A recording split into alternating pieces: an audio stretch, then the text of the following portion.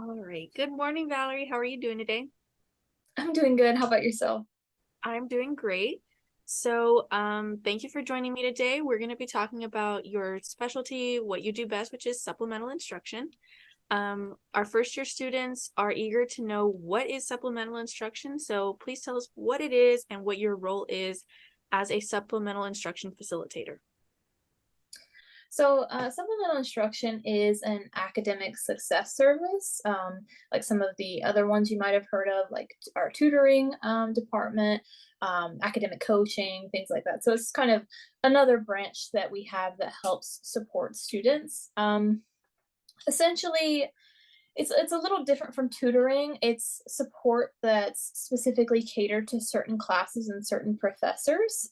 So a facilitator is assigned to a class and they keep up with the information, keep in communication with the professor, and then they design study sessions that are accessible for all students in that class.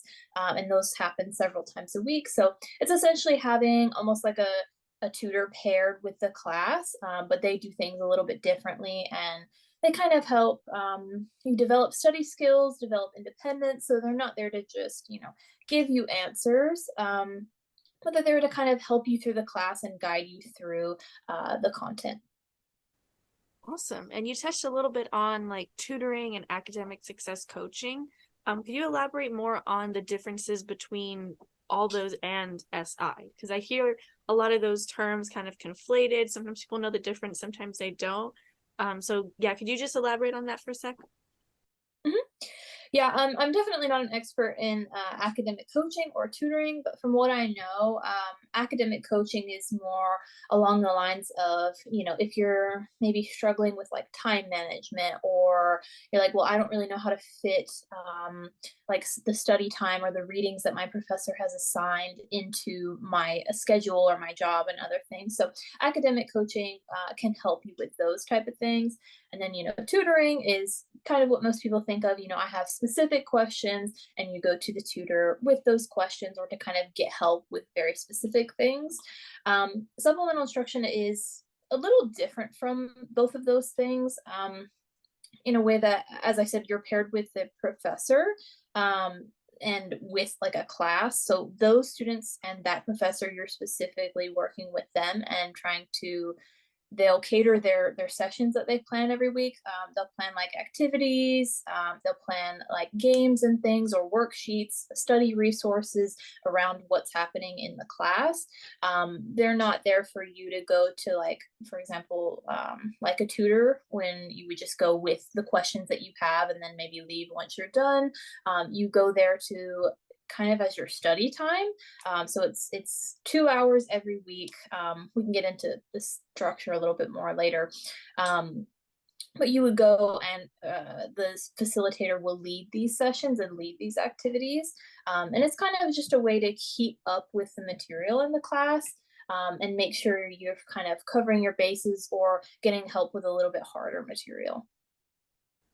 Okay, very interesting. All right. So what kind of, you touched a little bit on like how you basically know if you have an SI or not. So who actually has access to SI, and what kind of classes have SI facilitators? Is there a way for you to know when you sign up for a class if you're going to have one or not? So currently, like when you sign up for your classes in Banner, there's no way to know currently if there's a facilitator like paired with that class. It takes time for us to get our facilitators paired with certain classes, and we just aren't able to upload that information yet. But once you're in the class, typically first day, you'll know whether that's an online class or an in-person class. If it's an in-person class, the facilitator should introduce themselves, at least like first or second day. The facilitator is in the class every single day for the most part. So they'll be sitting in the class taking notes, there to kind of answer any questions you might have about their sessions, or if you need to talk to them about anything. So you'll know, and they should, kind of get up and say their session times, or places that you can find them. If you're in an online class, that may look a little different, since there's typically no like scheduled meeting time for online classes. If you're on like D2L, for example, or even eCore, the facilitator will a lot of times post like to the announcement board, or send out like mass emails to the students in that section. So you should be getting some kind of communication from your facilitator. Like you won't go through the entire semester not knowing like, oh, do I have a facilitator or not? You'll get communication from them pretty regularly, and a lot of times the professor will even mention and direct you to those resources as well. Um, as far as like who has access, SI is free. It's a service provided by the university, so you don't have to like sign up for it. You don't have to pay for it or anything like that. You just, if you're in a class that has SI, you'll know who the SI is. They'll tell you their scheduled meeting times, where you can find them, and you should be able to go from there with no troubles. Also, I did want to mention that. Sorry, one second. Yeah. That it's not just for, if you feel like you need help, or you're struggling or you're just not doing well in the class. SI is also designed to, if you're like, for example, you have you're getting pretty good grades in the class, you're consistently doing well, but the material is just kind of picking up a little bit, and you want to just make sure you're staying like up there with like A's and B's, or getting good grades on the assignments and stuff. SI is there to support you in that sense. We keep up with the material in the class, and coming to those study sessions twice a week is sort of like study time. The facilitator plans those activities specifically around the content. So it's meant to kind of help shorten your study time by making that study time more effective, having your peers involved with that, and everything is done very specifically by the facilitator for that purpose. So we like to say that, 1 hour of study time with an SI is equivalent to about 2 hours of study time on your own. So it's kind of maximizing your time by coming to those sessions. Awesome. Yeah, I think a lot of people assume that SI is kind of like tutoring or academic coaching, like you only go when you have a problem understanding something or you're not quite sure about a certain topic. But really, SI is kind of the only program, or I guess like the academic program that we have at UNG that is meant truly for everybody, regardless of where you're at. You don't have to come in with questions. You just kind of come in and you can participate as much as you want. You can get as much as you want out of it. It's really for a group setting, almost like group study sessions almost. Hmm. I would say it's exactly that. Yeah, it's really centered around getting you as a student to collaborate with the peers in your class and learn things together, instead of just, most students just kind of power through it and study by themselves or do everything by themselves. But the facilitator is there to really, get people working together on the content and have some kind of plan for you to work through. Awesome. And you touched already on the structure of what SI kind of looks like from the facilitator perspective and the student perspective.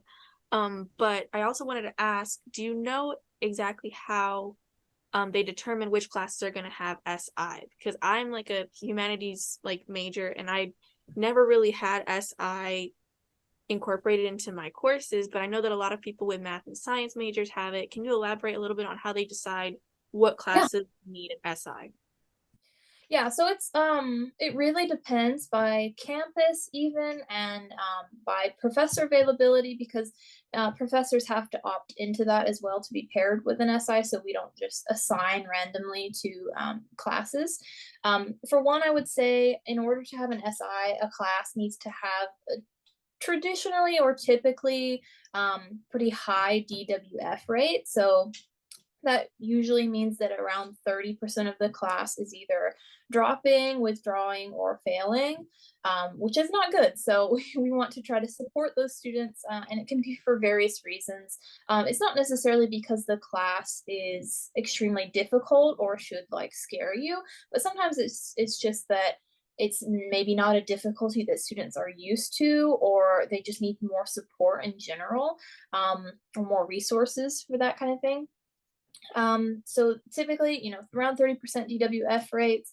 We're also typically in more traditionally like freshman or sophomore classes, things like English 1101, Chem 1211. We do span a lot of subjects. So currently, if I think through like all of our campuses, I would say we're covering history, math, chemistry, biology, psychology, computer science. I know we've got accounting on a few campuses. I'm probably leaving some out. I know we do English grammar.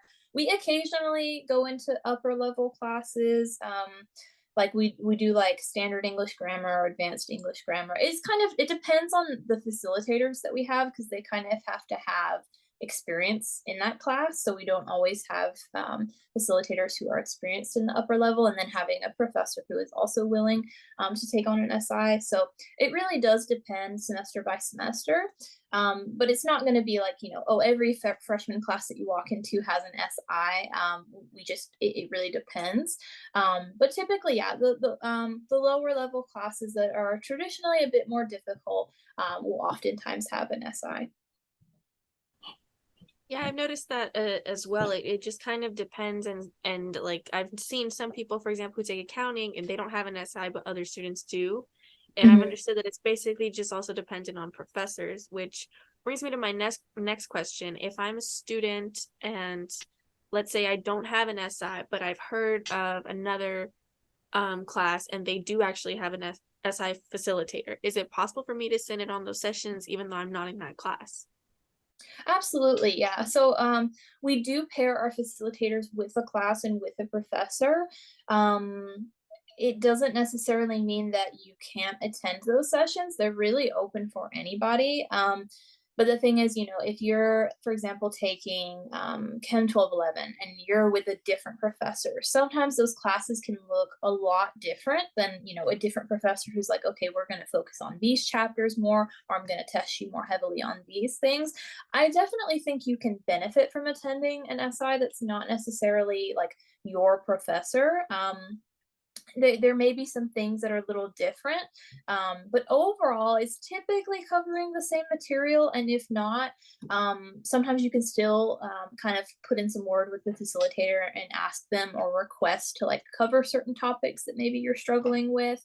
Um, if you don't have an SI in your class, you can look up on like the UNG website, like just type in like UNG SI or supplemental instruction and find our page on the UNG website. And typically it'll have a link to either UNG Connect or a list of events where you can see all the sessions that are happening. So even if you don't have an SI, you can kind of scope out and see like, okay, on my campus, like, are there options for Chem 1211 or English 1102 that I can find a facilitator of some kind? And sometimes you may even, like, I know some professors will have, especially if those like 1101 classes will have like several sections of the same like class. So it may be like it is the same class and professor, but the facilitator will only sit in on one class because we don't want to overwork them and having them sitting in like six different classes of the same thing.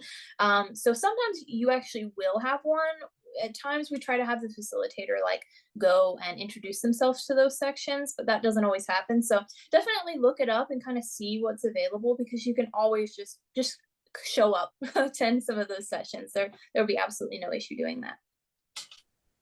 Awesome. Well, those are all of my questions. I think you hit them all pretty well. Is there anything else you want students to know about SI that we maybe didn't touch on or that you wanted to elaborate on before we jump off?